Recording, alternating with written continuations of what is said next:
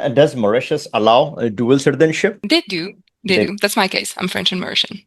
My mom is Mauritian. My dad is French. So, yeah, I used to know Mauritius since I was little. So I've seen Mauritius changing throughout time. There's been some latest changes in the legislation, and there's some positive changes. If you purchase a property, not let's say for 375, but you bump it up and make it 500K, then that could make you eligible to enter let's say, someone wanted to do a citizenship by exception, they have a couple of $1 million. No, it's the permit length is as long as you own the property. So you don't have to renew that permit. As long as Oh, you own the property, you have the right to reside here in Mauritius. wow, that's really extraordinary. So they don't really have to worry about again dealing with immigration. Once they have the property, they keep it as is. Then they have a lifelong open permit. They can reside and come and reside whenever, however long. It's like a citizenship without a passport, essentially. Then, to my viewers who haven't met Alban, she manages our legal team in Mauritius for our clients. The reason why we are doing this video is because there's extraordinary demand, and you are first-hand experience. You are intaking our clients currently, and a lot of my viewers specifically are looking for residencies that are flexible.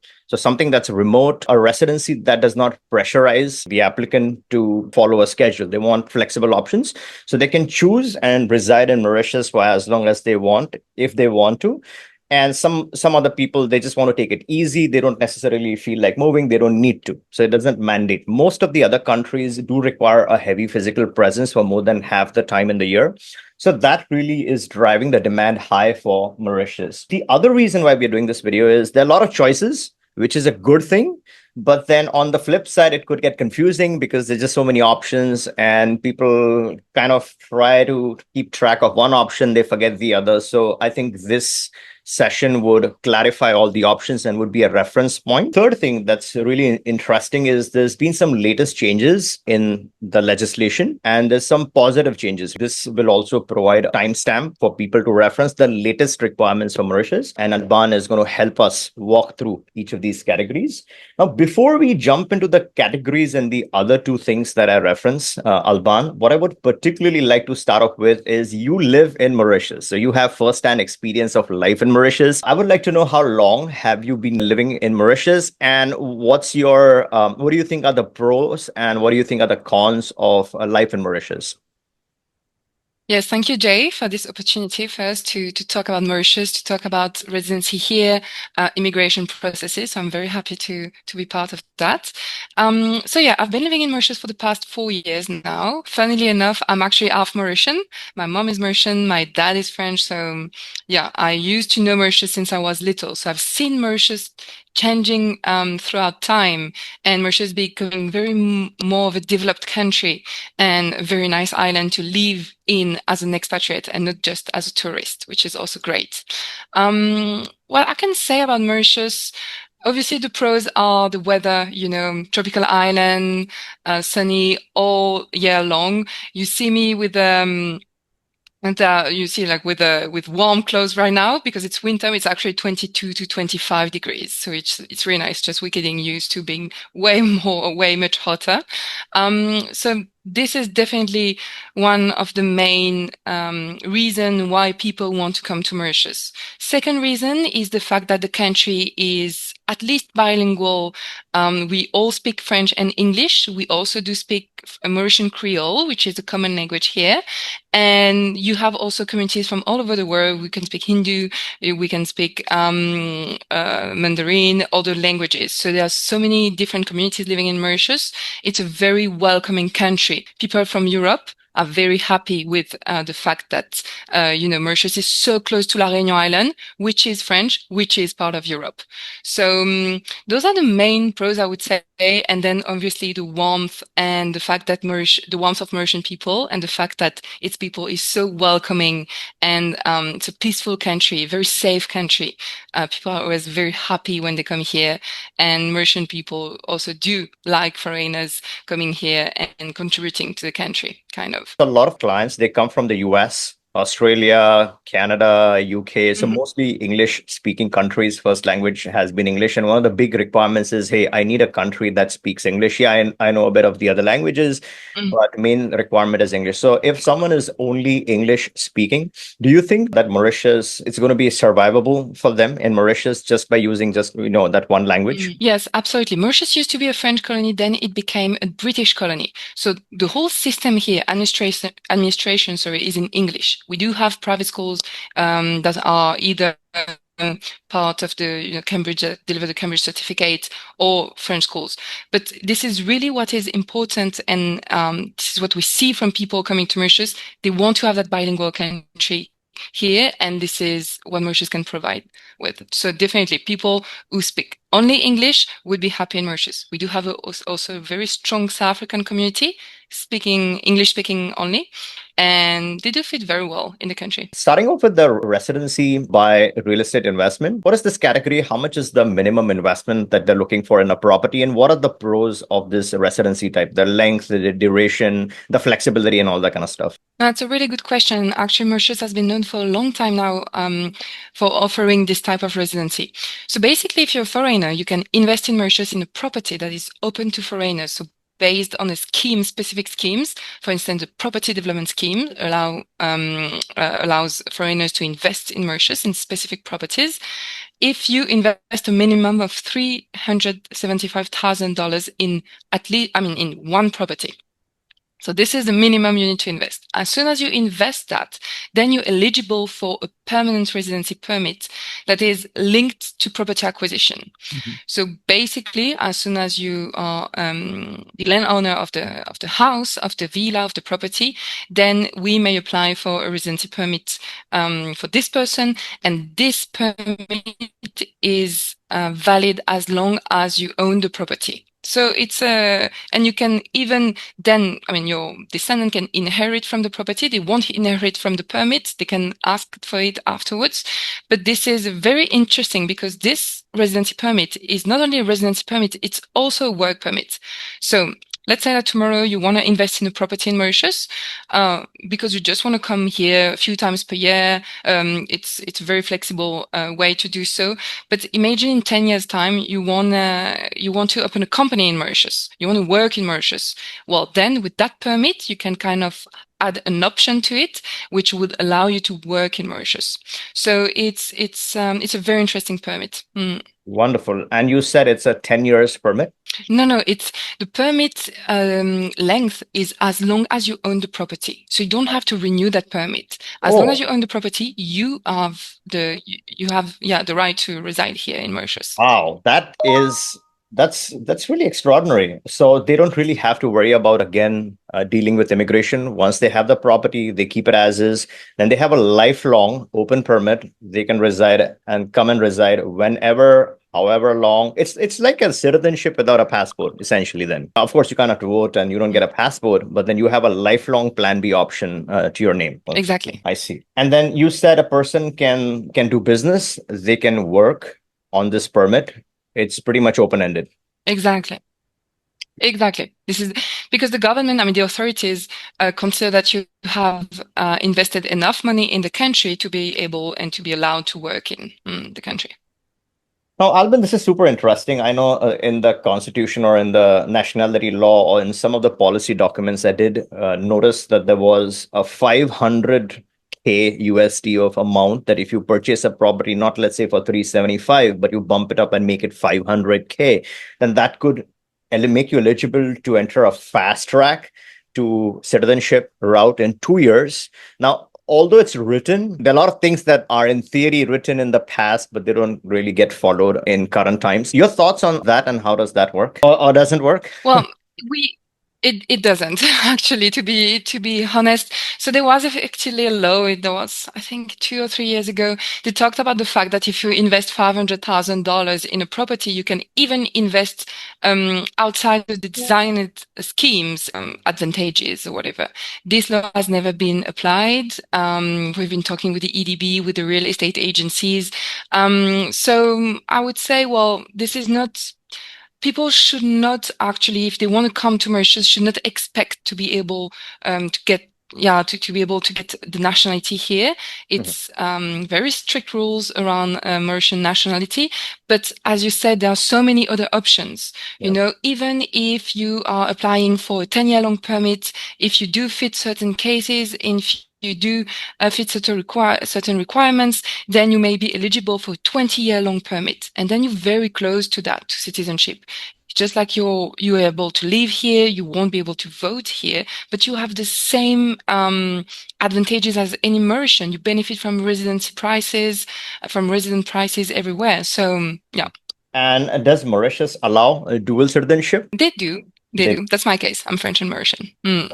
Perfect. Now let's move on to the next one, the investor route, where you have either a business permit, which requires you to invest $50,000 in a business bank account, versus the Mm. third category, which is a self-employed permit, which requires you to open up a business account and deposit 35,000 US dollars. Would you explain a bit about those permits and the pros and cons of that route if someone wanted to actually invest money in Mauritius and, let's say, not diversify in property, but rather diversify by opening a business? But they do deserve the same goal, which is helping you open a business here in Mauritius Mhm, and be a tax resident here in Mauritius and invoice from Mauritius, basically. mhm, So as a self-employed for the self-employed permit, this means that you are considered as a service provider. You're working by yourself. You are being a self-employed, auto-entrepreneur, as we say in other countries, to a freelance, basically. You do freelancing.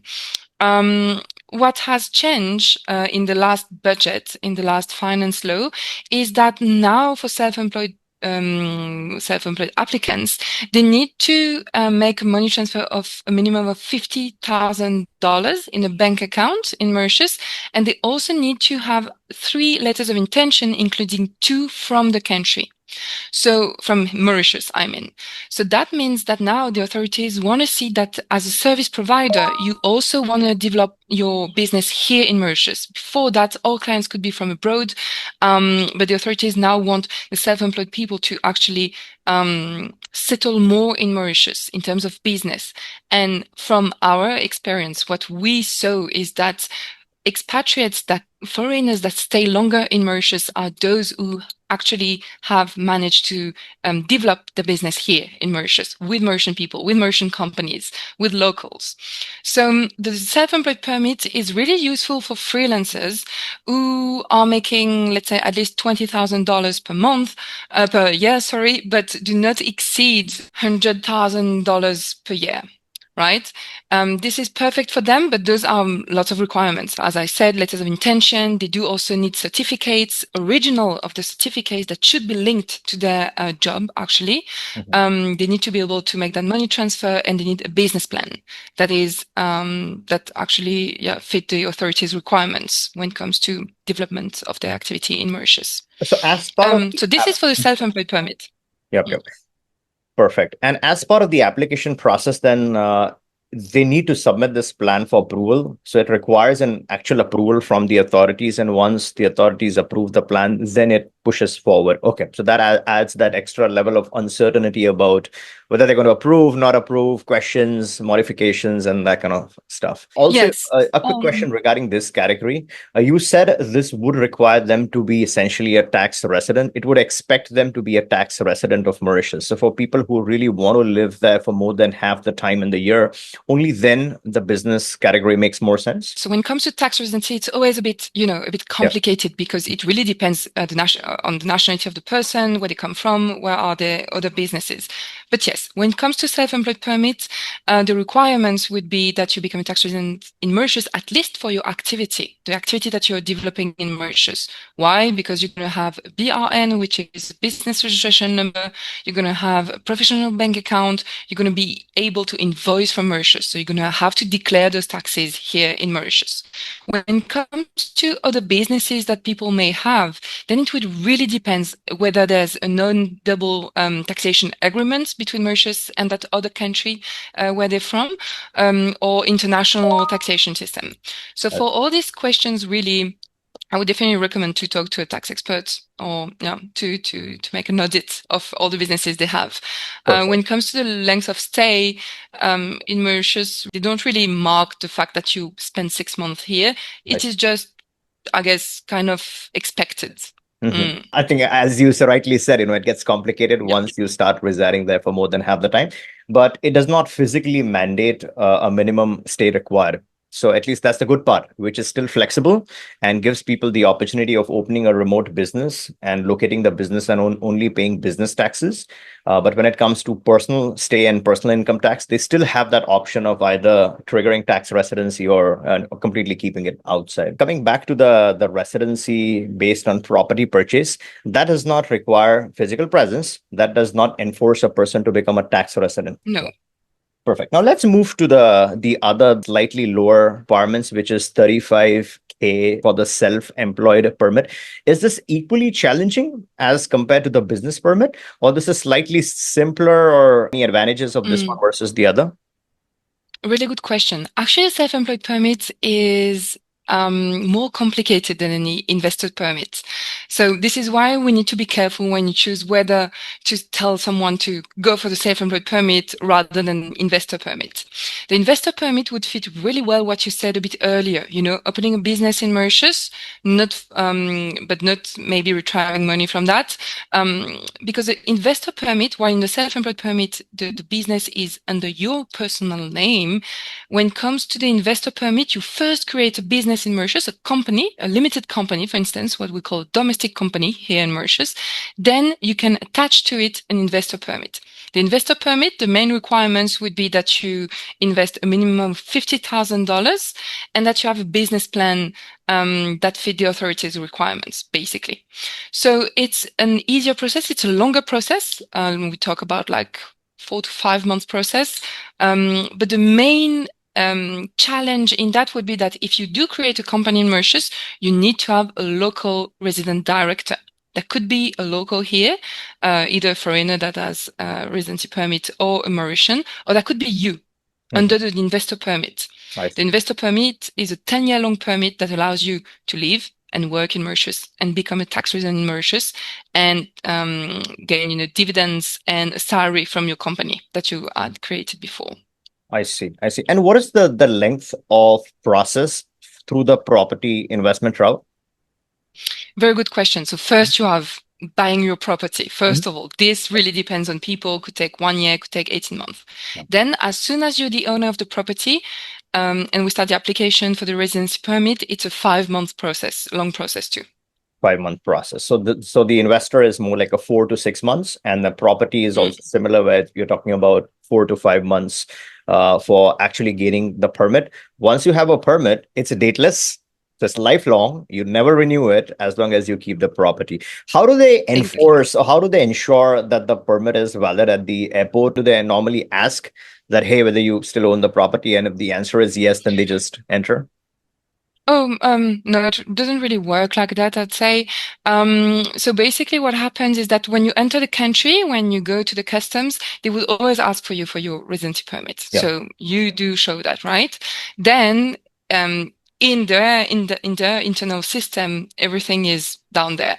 So basically, if you have sold the property, for instance, then because you're a foreigner, they know that they do inform the MRA, the Mauritius Revenue Authority, they do inform the Economic Development Board, and they know that they have 1 month to actually cancel your residency permit. If you do sell the property and buy another property, then you just have to redo a permit, I a see. residency permit.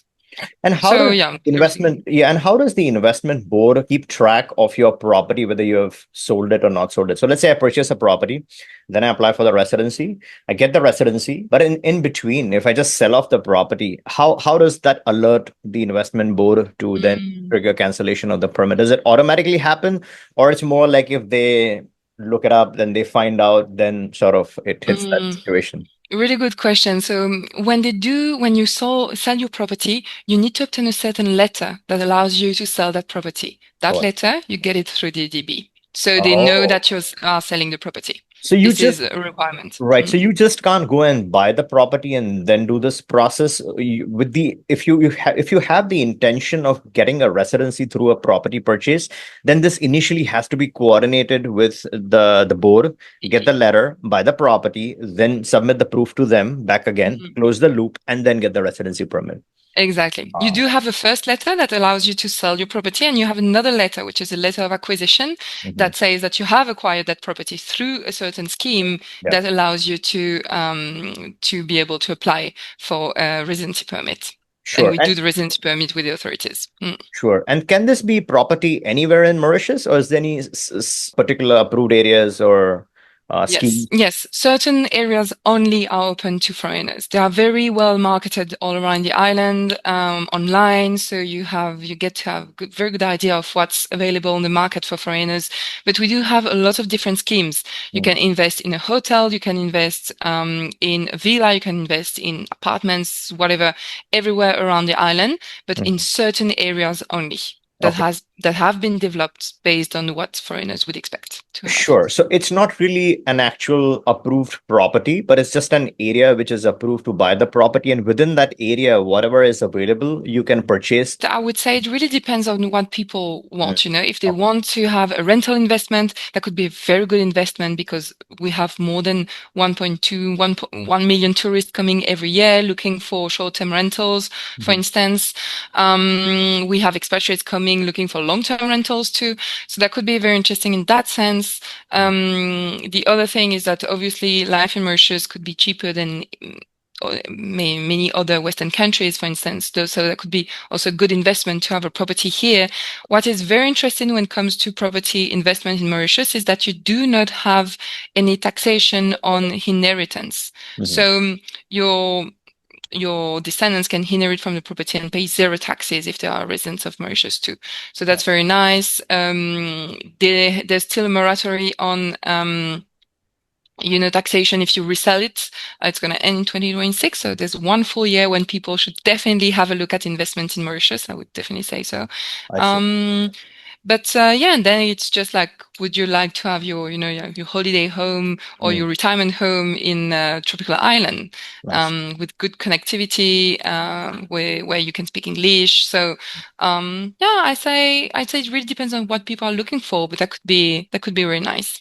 Wonderful. Alrighty, and now let's come to the latest changes and also the fourth category, which is the retiree category, the retirement Mm. permit. I know we've been waiting a lot for this one. I know there were some drastic changes which was enforcing half the time in the country, which would have really knocked out, I would say, 60 to 70% of the people out of this category.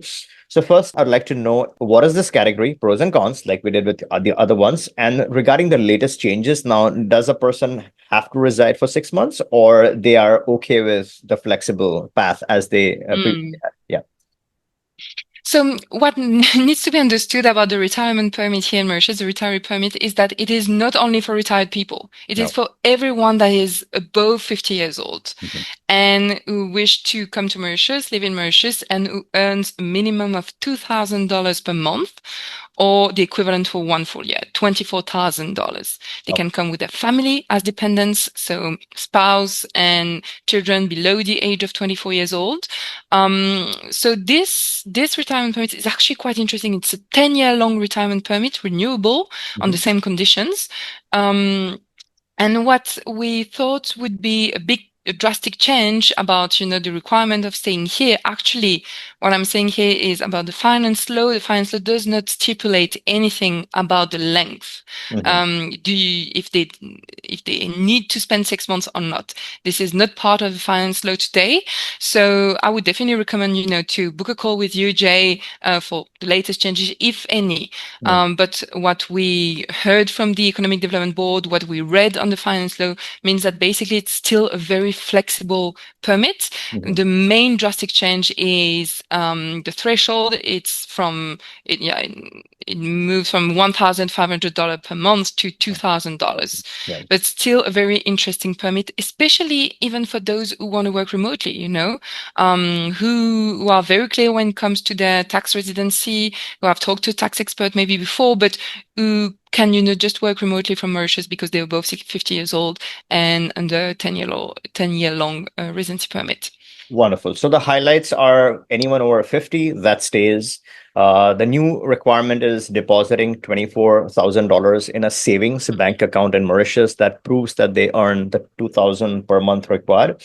10-year permit. And so far, so good. There is no physical mandated physical presence, so they can continue to keep the flexibility and still kind of have this permit. Now, Exactly. the final category, which a lot of people really prefer, is the let's call it the premium 100% remote category. This is like a 1 year permit. A few things that people have to be careful with. Although it's a 1 year permit, it can be indefinitely renewed. And I think one of the very important points that you pointed out is within the first 6 months, the person at least once needs to physically step into Mauritius in order to activate the permit. And then they have to keep doing the same thing each time they renew the permit. If you could elaborate and explain this category a bit. Yes. Yeah. So the premium visa, it was designed for remote workers, for long-term tourists during the COVID era.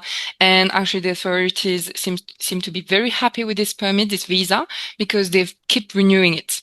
So basically, the premium visa allows you to live in Mauritius for 1 full year, allows you to open a bank account here, to register kids at school if needed, under the condition that you earn a minimum of $1,500 per adult per month, Mhm, plus $500 per child per month. mhm. Under the same condition, child below 24 years old.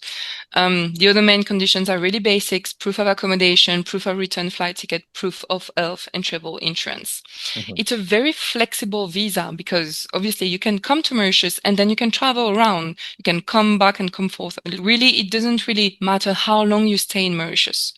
As you mentioned, though, as long as the permit is granted, then the visa is granted, then you have 6 months just to set foot in Mauritius, just to say, you know what, my visa has been granted. Now you can activate. I mean, you need to activate it, and after 1 full year, we can renew it for another year. So it appeared in 2020, and we've been renewing it for 5 times already. Five times. So Does it have a it's a specific end date to it? It can go on as long as the person continues to want to be in Mauritius.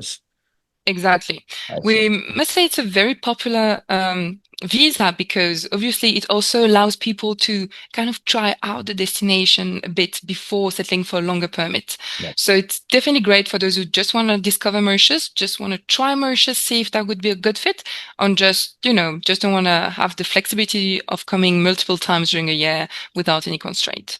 Wonderful. It's been one of the most popular categories. As you said, people new to Mauritius Mm. would want to try it out, test out the water, see if they, kind of like this arrangement. And then it's very easy to switch to the more professional categories or retiree category. Now, the premium visa takes 3 months. Is that the time frame? Yeah. Mm. How about the retirement visa? Does that take 4 to 5 The months? retirement, Yeah. the retirement visa is a bit quicker, let's say a couple of months, two to 3 months maximum. Two to Mm. 3 months. So that is the fastest, and then comes the Yeah. premium visa. Premium visa, we can arrange it completely remote, 100% remote. Yeah. The person doesn't actually have to be in Mauritius to do this, electronically issued. Mm. And if you're interested, again, our team will help you with this category or any other category that we have discussed. Mm. The most important question I had was a lot of people want to move with their family. So when it comes to dependents, children under 18 that's the first question. What if the child is over 18? And second question is, what other dependents are parents, grandparents, any of those dependents included as Mm. part of this? Yeah. Very good question. So children are considered as children who are below 24 years old. So Oh, if the child 24. is 18, it's fine. Yes, they do consider that as soon. I mean, as long as the child is kind of studying or whatever, could be the dependent of an applicant. When it comes to parents, grandparents, you can have one. You can have your direct parents as a dependent Okay. if you are the main applicant. Finally, I wanted to circle back on the citizenship, Alban, is let's say a person gets a permit, gets a property, does the minimum physical presence, or let's say they do substantial presence of 6 months each year, be a tax resident, spend the 5 years, and they apply for citizenship. What happens? Do they just reject it, not approve it? Does it take a long time? Do they ever naturalize? Or if you could shed some practical Yeah, I on would the ground. say Yeah. I would say there's a high chance that you never get an answer.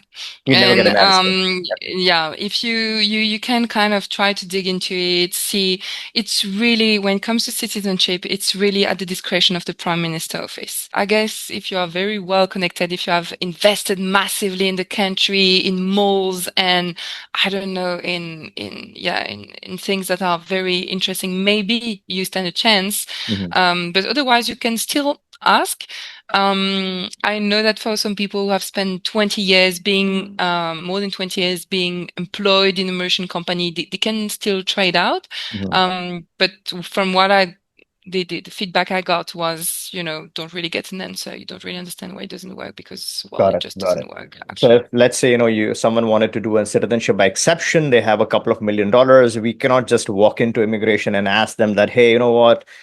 We have this idea of citizenship by exception. We are pumping in $2 million into the country. Would you consider this application? So that kind of thing would not really work out, you're saying. Well, they can still ask. Maybe they get a paper with some documents to fill in and to submit. But yeah, I We can think go and they ask at least. Okay, that's wonderful. yeah, we That's can do wonderful. an Because ask at least. But yeah. I guess you won't get many answers. But yeah. Mhm. Okay, got it, got it. Well, wonderful. Alban, thank you so much. This is so helpful for all the viewers. Thing that happens is a lot of time people forget the nuances and the details, and then they don't have a reference point. So this is going to be a very useful reference point for people to understand each category, and then obviously reach out and get started with their application. No worries. Bye, Jay. Thank you very much for this time. No worries. Together. Thank you as well. Take care. Bye now.